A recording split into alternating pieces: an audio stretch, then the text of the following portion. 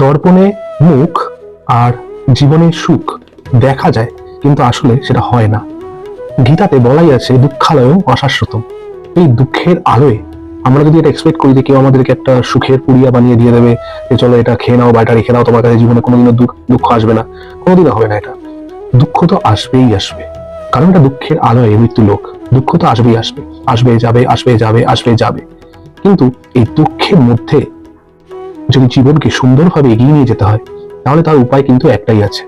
সেটা হচ্ছে, যখন আপনি একা থাকবেন তখন ভগবান শ্রীকৃষ্ণের সাথে বা আপনি যে ভগবানকে মানেন তার সাথে কথা বলুন। আর যখন সবার সাথে থাকবেন তখন সবাইকে ভগবান শ্রীকৃষ্ণ বা আপনি যে ইষ্টদেবকে মানেন তার কথা বলুন। এইটা যদি আপনি সুন্দর করে মেনটেন করতে পারেন, তাহলে আপনি একটা আধ্যাত্মিক পরিমণ্ডলের মধ্যে থাকবেন এবং একমাত্র স্পিরিচুয়ালিটি এই দুঃখের আলোয় আপনাকে গার্ড করে এগিয়ে নিয়ে যাবে সেই পরম পুরুষোত্তম ভগবানের দিকে, যিনি সুখ স্বরূপ না, কিন্তু তিনি আনন্দ স্বরূপ। আনন্দের কিন্তু কোনো ব্যাখ্যা হয় না, সুখ আমরা একটা ব্যাখ্যা করলেও করতে পারি। সেই পরম আনন্দের দিকে আপনি এগিয়ে যাবেন।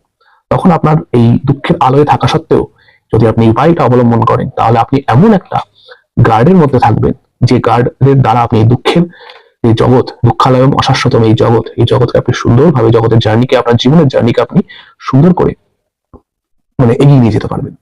মেন কথা হচ্ছে, আমরা এটা ভুলে যাই যে নেগেটিভিটি লাইফে খুব সহজেই আসতে পারে, কিন্তু পজিটিভিটিকে খুঁজতে হয়। এই যে এখন আমি আপনাদের সাথে ভিডিওর মাধ্যমে যে কথা বলছি, আপনাদের সাথে যে কথা শেয়ার করছি, এইটা শেয়ার করার জন্য যে আমার সামনে একটা আলো জ্বলছে, একটা ফোন আছে, লাইটের সুইচটা টুক করে অফ করে দিলেই কিন্তু অন্ধকার হয়ে যাবে, কিন্তু লাইটের কানেকশনটা নিতে কিন্তু আমাকে অনেক এফোর্ট করতে হয়েছে। ইন্টারনেট সুইচ অফ করে দিলে ইন্টারনেট বন্ধ হয়ে যাবে, কিন্তু ইন্টারনেট কানেকশন, ইন্টারনেট কনসেপ্ট তৈরি করতে অনেক এফোর্ট দিতে হয়েছে মানুষকে।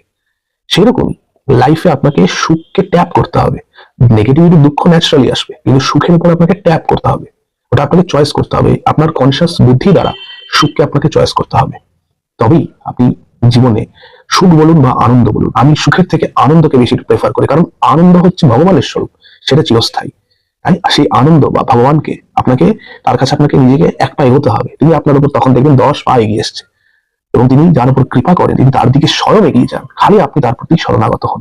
এই যে দুটো উপায় বললাম, এর মাধ্যমে আপনি এই দুঃখের জগতে নিজেকে সুখীভাবে, সুন্দরভাবে নিজের জীবনকে সেই পরম আনন্দ উৎসের দিকে এগিয়ে নিয়ে যেতে পারবেন। রাধে রাধে।